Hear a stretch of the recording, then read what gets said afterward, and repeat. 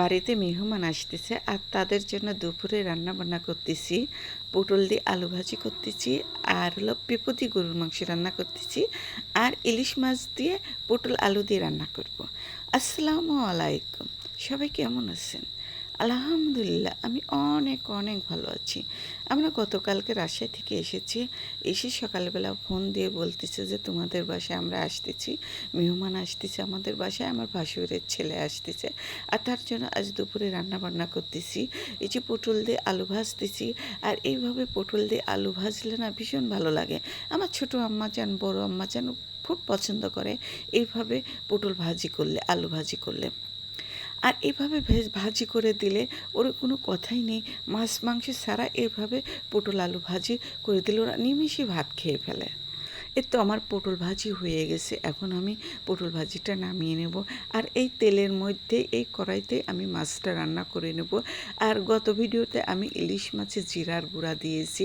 অনেক ভাইয়া আপুরাই আমাকে বলেছে যে আপু আপনি মাছে, ইলিশ মাছে জিরার গুঁড়া দিয়েছেন, কিন্তু আপুরা তো জানে না, ভাইয়ারা তো জানে না যে কেন জিরার গুঁড়াটা দিয়েছি।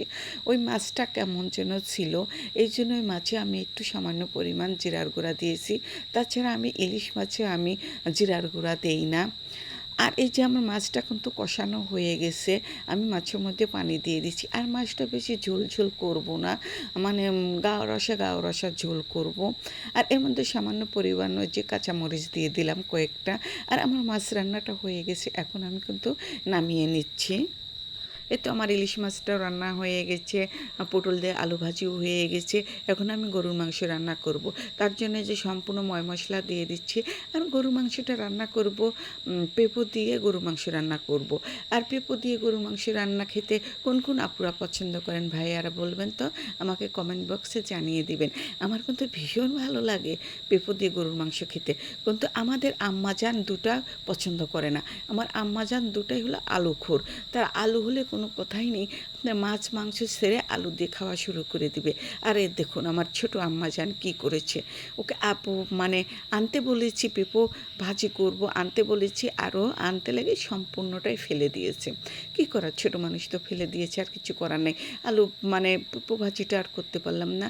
তারপরে যে আমি কিন্তু মাংসটা কষিয়ে পেঁপোটা দিয়ে দিয়েছি।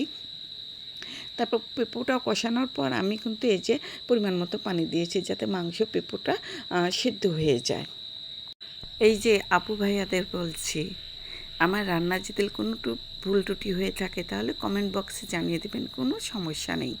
আর আমি তেমন কিন্তু রান্নাবান্না জানি না, আমি যা রান্না করি, যেভাবে রান্না করি, আমি প্রতিদিন যা রান্না করি তাই একটু আপনাদের মাঝে শেয়ার করি। এতো আমার দুপুরে রান্নাবান্না শেষ, মেহমানগুলোও খাওয়া দাওয়া করে নিচ্ছে, এখন আমি খাওয়া দাওয়া করতেছি।